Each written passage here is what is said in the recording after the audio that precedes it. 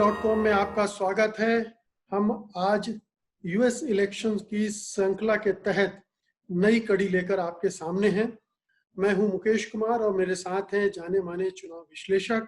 सी voter के founder और अमेरिकी चुनाव के ज्ञाता यशवंत देशमुख। यशवंत जी, कार्यक्रम में आपका स्वागत है। धन्यवाद मुकेश जी। तो यशवंत जी, आज हम बात करने जा रहे हैं रूथ जिन्सबर्ग की, जो कि अमेरिका में सुप्रीम कोर्ट की जज थी और हाल में उनकी मृत्यु हो गई।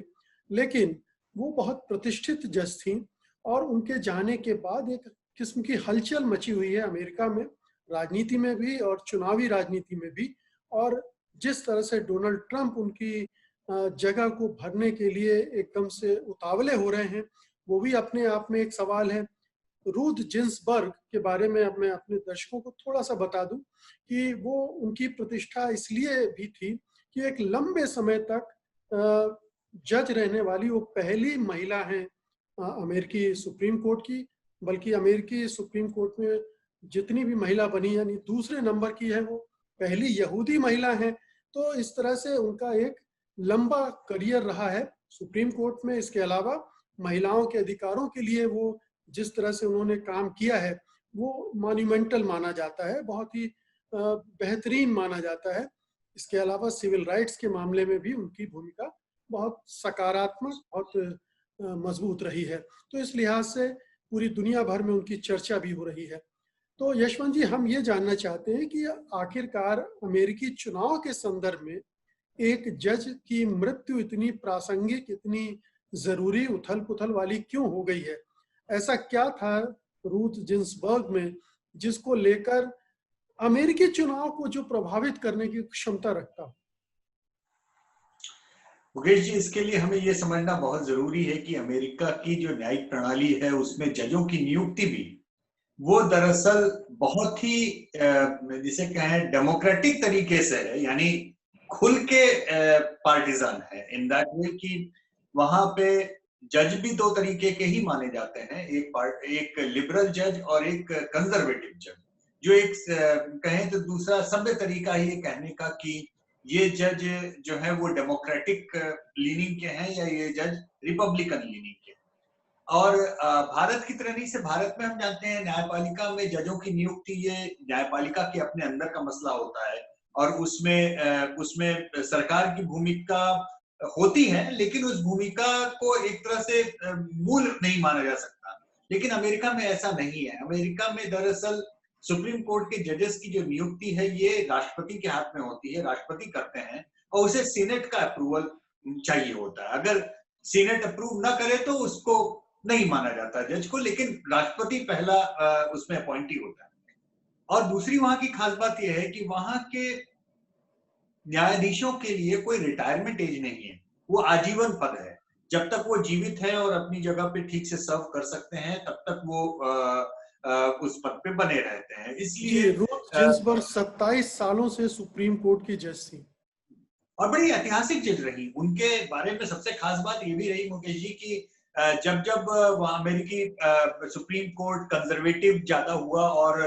उन्होंने डिसेंट में, विरोध में जो लिखा किसी भी पैनल के बैठते समय, सुप्रीम कोर्ट के बेंच के बैठते समय, वो भी बड़े ऐतिहासिक दस्तावेज बन गए हैं। तो वो लिबरल थी और उन्होंने महिलाओं के लिए बहुत बड़े बड़े निर्णय दिए। लेकिन अमेरिकी व्यवस्था में वहां पर उनकी डेमोक्रेसी इस हद तक खुली है कि वहां पे हर तरीके के अपॉइंटमेंट ये इस पर डिपेंड करते हैं काफी हद तक कि उस समय सत्ता में कौन है, और उनको ये अपॉइंटमेंट करने में कोई झिझक नहीं होती और उनको ये भी झिझक नहीं होती उस अपॉइंटमेंट के लिए ऐसे कैंडिडेट को चुनने में जो कि उनकी आइडियोलॉजी से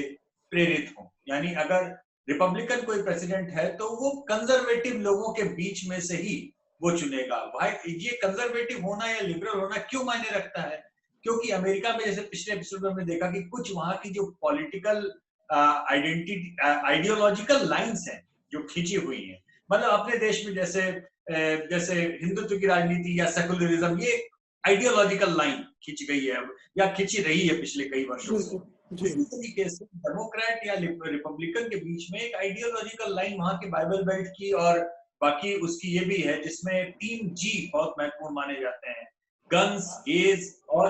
बेसिकली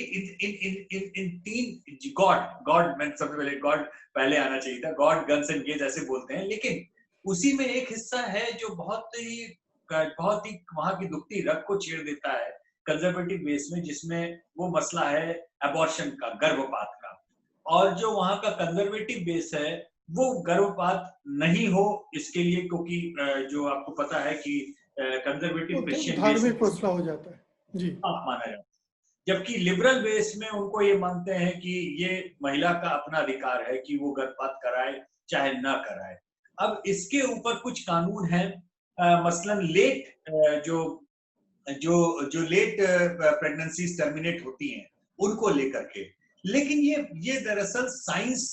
के विषय नहीं रह जाते। जब राजनीति में इन मुद्दों पे बात होती है तो ये आस्थागत विषय होते हैं, और उस आस्थागत विषय को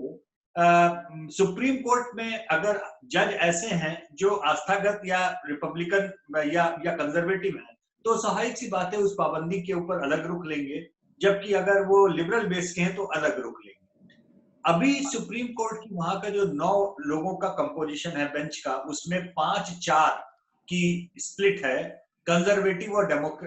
लिबरल्स के बीच में, यानी रिपब्लिकन बेस और डेमोक्रेट के बेस में एक जज रिपब्लिकन्स का ज्यादा रहा है। लेकिन अभी ये जो लिबरल जज जिनकी मृत्यु हो गई, ये इसने एकदम से ये अपॉर्चुनिटी खोल दी है कि वो 5-4 की लीड को सुप्रीम कोर्ट में 6-3 किया जा सके। सामान्य तौर पर मुकेश जी, जब चुनाव वाले साल में ऐसी कोई स्थिति बनती है तो वहां की परंपरागत सभ्यता कह ले या लोकतांत्रिक सभ्यता के अंदर ये माना जाता है कि अंतिम साल में या अंतिम महीनों में इस तरह की पोस्टिंग नहीं की जानी चाहिए। जनादेश का सम्मान करते हुए जो भी चुनाव जीते, चाहे यही प्रेसिडेंट दोबारा जीते, तो वो दोबारा जीतने के बाद में ऐसी करे व्यवस्था करें। लेकिन यशवंत जी, ये तो समझ में आता है कि सुप्रीम कोर्ट पर अपना वर्चस्व हो, अपना अधिकार हो, ताकि अपनी नीतियां, अपने मन मुताबिक फैसले आते रहें। चुनाव से इनका क्या संबंध आ गया? चुनाव से कैसे जुड़ गया? चुनाव को कैसे प्रभावित कर रहा है ये फैसला? ये फैसला इस साल चुनावों को जरूरत से ज्यादा प्रभावित इसलिए कर रहा है खासतौर पे मुकेश जी, क्योंकि सभी लोग इस बात को समझ रहे हैं और डोनाल्ड ट्रंप तो खुले तौर पे भी कह चुके हैं कि इस साल के चुनाव पूरी संभावना है कि वो कोर्ट में खत्म होंगे, क्योंकि ये कोविड के सीजन में सामान्य चुनाव नहीं हो रहे हैं। बहुत सारे कानूनों में राज्य स्तर पे फेरबदल हो रहे हैं। बहुत बड़ी बहस चल रही है कि ऑल बैलेट वाले चुनाव, पोस्टल बैलेट वाले चुनाव हो जाए, कि लोगों को डाक से मतपत्र मिले और डाक से भेजें। ऐसी स्थिति में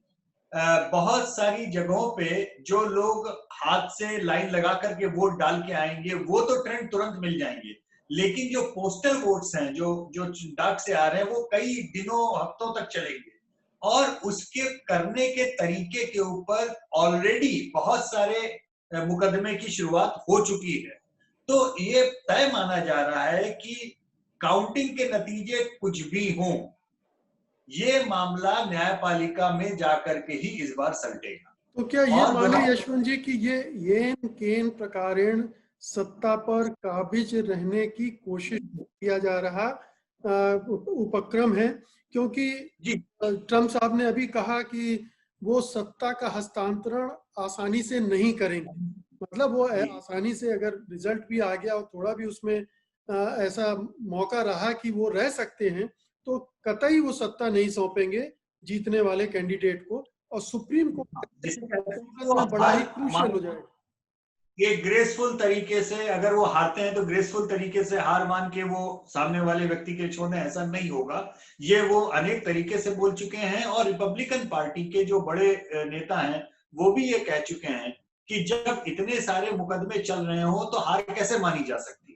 कहने का तात्पर्य यह है कि अगर वो हार भी जाते हैं, जैसा कि अभी के जितने सर्वे हैं उससे ऐसा लग रहा था अभी तक कि वो पीछे चल रहे हैं, तो वो उसको चैलेंज करेंगे, और चैलेंज करने पे वो कई हफ्तों महीनों तक प्रक्रिया चल सकती है। आप याद कीजिए अल गोर के समय में, जॉर्ज बुश अल गोर वाले, उसमें ऑलमोस्ट 6 महीने लग गए थे सुप्रीम कोर्ट को निर्णय तक पहुंचने में। 6 महीना बहुत, और वो भी तब जबकि केवल एक राज्य के, फ्लोरिडा के चुनाव के मतों की दोबारा गिनती के काम पे बात हो रही थी। यहाँ पे तो 50 राज्य में हर जगह पे सैकड़ों की तादाद में लिटिगेशन होने वाले हैं इस बार, क्योंकि 435 जो कांग्रेस के मेंबर हैं वो भी चुनाव लड़ रहे हैं, सीनेट भी 1/3 चुनाव लड़ रही है। उसके अलावा छोटे बड़े पद पे, मुकेश जी, अमेरिका के चुनाव की अगर आप मत पत्रिका देखें,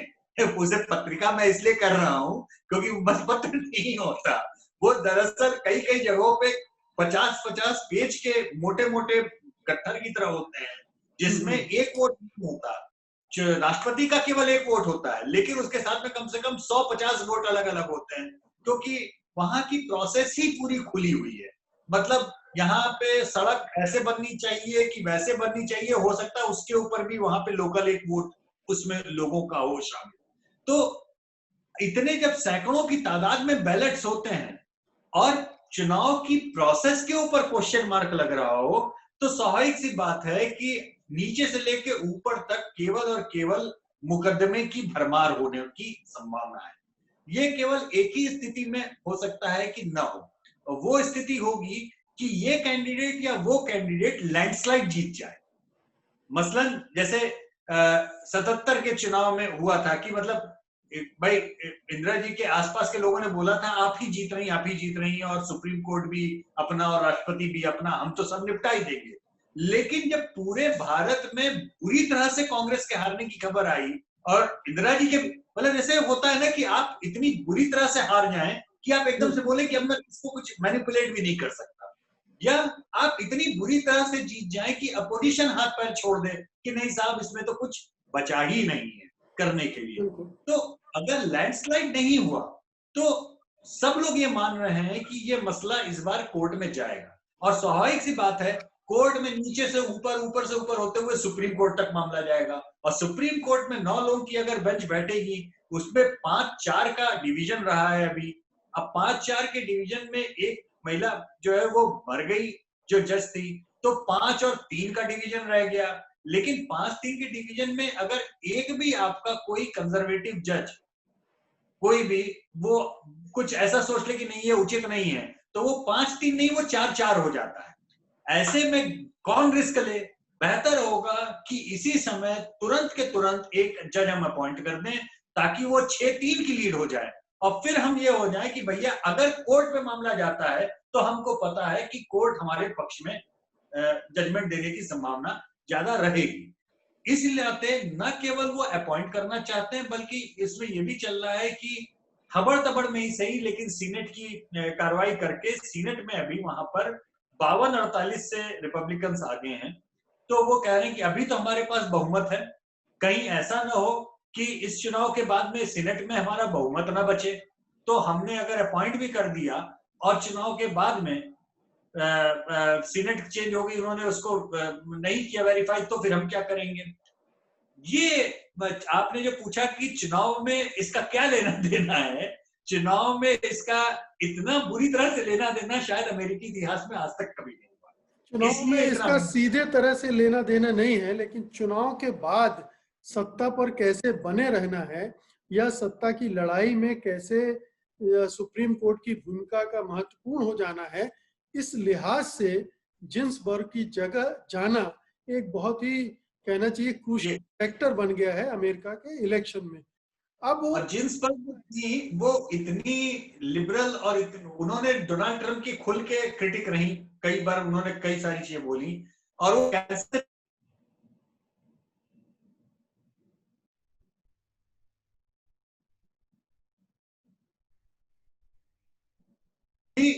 अगर मैं मर जाऊं इस चुनाव के रिजल्ट आने के पहले, तो मैं नहीं चाहूंगी कि ये प्रेसिडेंट मेरी जगह पे कोई दूसरा नियुक्त करे।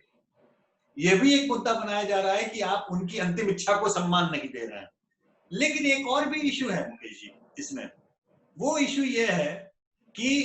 रिपब्लिकन स्ट्रेटेजिस्ट, मैं आज पढ़ रहा था, उनमें से कई सीनियर स्ट्रेटेजिस्ट का ये मानना है कि अपॉइंटमेंट तो कर देना चाहिए, लेकिन सीनेट से उसका अनुमोदन नहीं करना चाहिए। वो इसलिए कि रिपब्लिकन वोटर्स को ये डर महसूस होना चाहिए कि अगर हमने दोबारा नहीं जिताया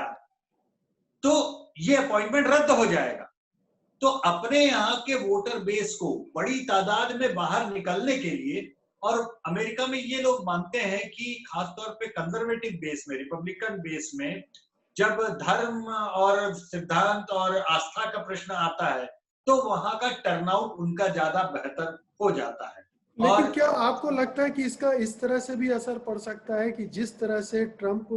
सत्ता को हथियाने, हड़पने, कब्जाने की कोशिश करते हुए दिख रहे हैं, उसके मुतल्लिक मतदाताओं पर उनका एक जो वैसे ही छवि बहुत अच्छी नहीं है, इसका और निगेटिव असर भी पड़ सकता है? बिल्कुल, बिल्कुल पड़ सकता है, और यही नेगेटिव असर को लेकर के डेमोक्रेट्स आशान्वित हैं। सबसे ज्यादा डेमोक्रेट्स को क्या लग रहा है कि अगर ये अबॉर्शन के इश्यू को, गर्भपात के मसले को इन्होंने चुनावी मसला बनाया, तो वो इस कैंपेन के लिए तैयार हैं कि जो रिपब्लिकन महिलाएं हैं बेस की, जिनमें कॉलेज गोइंग महिलाएं, खासतौर पे जिन्होंने कॉलेज कंप्लीट किया है, पढ़ी लिखी हैं, उन लोगों को वो डेमोक्रेट की ओर अपनी ओर घुमाएं, ताकि उनको बताएं कि देखिए, एक तो ये प्रेसिडेंट ऐसा है जो महिला विरोधी है, ऊपर से ये पूरा रिपब्लिकन कब्जा करना चाहता है सुप्रीम कोर्ट पर, और ये गर्भपात का मुद्दा ऐसा है जो आपसे संबंधित है। आप अगर अभी इसमें रिपब्लिकन पार्टी को नहीं छोड़ेंगी तो आपके लिए गंभीर समस्या हो जाएगी। तो ऑलरेडी जो महिलाओं में जो बाइडेन की लीड है ट्रंप के ऊपर, डेमोक्रेट्स को ऐसा लगता है कि वो लीड महिलाओं के बीच में, गोरी खासतौर पे श्वेत महिलाओं के बीच में और भी ज्यादा वो लीड बड़ी हो जाएगी। और अगर वो लीड बड़ी होती है और वो कंट्री साइड, ग्रामीण परिवेश की महिलाओं में वो लीड अगर कर पाए, तो एकदम से डोनाल्ड ट्रंप को बुरी तरह से हराने का रास्ता खुल जाएगा, ऐसा लेकिन डेमोक्रेट्स का मानना है। लेकिन ये ये भी सोचिए कि इस तरह का इमोटिव इशू जब मैदान में आ जाता है, तो जिन सवालों पर अभी ट्रंप बहुत ज्यादा डिफेंसिव हैं, जैसे कोरोना क्राइसिस से निपटने के मामले में, इकोनॉमिक क्राइसिस से निपटने के मामले में, वो सारे पृष्ठभूमि में चले जाएंगे और एक इमोटिव इशू आएगा, और इस सूरत में निश्चित रूप से जो कंजर्वेटिव फोर्सेस होती हैं उनको एडवांटेज हो जाता है। तो ऑलरेडी चले गए मुकेश जी, जी, पिछले 72 घंटे में हम कोरोना के ऊपर एक बात नहीं सुन रहे हैं, इकोनॉमी के ऊपर एक, मतलब आप यकीन मानिए पिछले 3 दिन से मैं देख रहा हूं कि अमेरिका के सारे डिबेट या पूरे उस प्रकरण में या जो बातचीत हो रही है, केवल और केवल ये मसला अभी जज की नियुक्ति और इसके ऊपर आके टिक, और स्ट्रेटजीज के ऊपर काउंटर स्ट्रेटजीज, मतलब जो, बड़े से कहते हैं कि वो खेत में कपास और लट्ठम लट्ठा वाला हिसाब किताब जो चल रहा है। लेकिन ऐसा नहीं कि खेत नहीं है, खेत भी है, कपास भी है, ये केवल ये है कि साधारण हम सबको दिखाई नहीं दे रहा है, लेकिन जो उस पे काम करने वाले लोग हैं वहां पे, वो इतने दूर तक की चीजों को लेकर के अभी से एग्रेसिवली तैयार हैं कि उसका एक अलग ही तरीके से निकलता जा रहा है। और ये छीछा लेदर, दो दो दो इसमें प्रकरण होंगे मुकेश जी, मुझे ऐसा लगता है कि या तो दिस वे और दैट वे, ट्रंप या जो बाइडेन दोनों में से किसी की भी जीत या तो इतने लंबे मार्जिन से होगी कि ये मामला 4 नवंबर की रात को ठस हो जाएगा, और नहीं तो आप मान के चलिए कि अमेरिका में राजनीतिक रूप से, डेमोक्रेटिक रूप से, न्यायिक रूप से छीछा लेदर एक लंबी चलने वाला दौर, छीछा लेदर, मतलब पूरा अमेरिकन सिस्टम ही स्ट्रेक पर होगा उस समय, क्योंकि जी। ट्रंप जिस तरह से व्यवहार करेंगे, और किसी भी तरह से व्यवहार वो कर सकते हैं, उस सूरत में सिस्टम को संभालना बड़ा मुश्किल हो जाएगा। तो ये बहुत बहुत होने वाली चुनौती है अमेरिका के सामने खड़ी हो जाएगी। ये, क्योंकि पूरी दुनिया, देखिए ये कोरोना की क्राइसिस मुकेश जी, हम लोग सबके घरों में है, हमारे आपके व्यक्तिगत परिवारों में, मित्रों में, मतलब ये ग्लोबल लेवल की एक ऐसी क्राइसिस है जो हम लोग घर में लड़ रहे हैं। और इस पूरी क्राइसिस के बीच में इकोनॉमी, सामरिक सुरक्षा, दुनिया में जो इस समय स्थिति है, चीन ने जिस तरह का एग्रेसिव रुख अख्तियार किया हुआ है, ये सारे मुद्दे ऐसे भयावह तरीके से खड़े भी हो रहे हैं जिसमें अब कोई अमेरिका जैसा राष्ट्र 6-8 महीने, साल भर के लिए न्यायिक लिम्बो में चला जाए, एक विरोधाभास में चला जाए कि राष्ट्रपति है भी और नहीं भी, और माना भी जा रहा है और नहीं भी माना जा रहा है, और कमांड स्ट्रक्चर। तो आप ये समझिए कि एक ऐसा माहौल बनेगा जिसमें दुनिया की पूरी डिप्लोमेसी में दाहिना क्या है बाएं क्या है ये समझ में नहीं आएगा। इसलिए केवल अमेरिका के लिए कष्टकारी समय नहीं है। अगर ये मसले इसी तरीके से गंद तरीके से दिशा में गए तो ये दरअसल पूरी दुनिया के लिए भी बहुत दुर्भाग्यपूर्ण स्थिति होगी। हम ये नहीं कह सकते कि अमेरिका के चुनाव का हम लोग केवल रस या आनंद लेने के लिए चर्चा कर रहे हैं। दुनिया में कुछ ऐसा नहीं है जिसके ऊपर इन चुनाव का असर परोक्ष रूप से न पड़े। हम ये नहीं मान सकते हैं। इसलिए कहीं ना कहीं ये स्थिति मनोरंजन का हिस्सा भली बने, लेकिन जब मैं सोचता हूँ कि अगर ये स्थिति खराब होती है और ये इस तरीके की जाता है तो ये पूरी दुनिया के लिए, शायद अमेरिका के लिए तो खराब ही है, लेकिन दुनिया में बहुत सारे इक्वेशंस जो हैं वो हिलडुल जाएंगे। अब भारत की स्थिति देखिए हम लोग चीन से जिस तरह से आपात संकट इस समय झेल रहे हैं, इसमें अमेरिका का रुख क्लियर न होना, अगर कुछ मानिए 2-4 जब जिस समय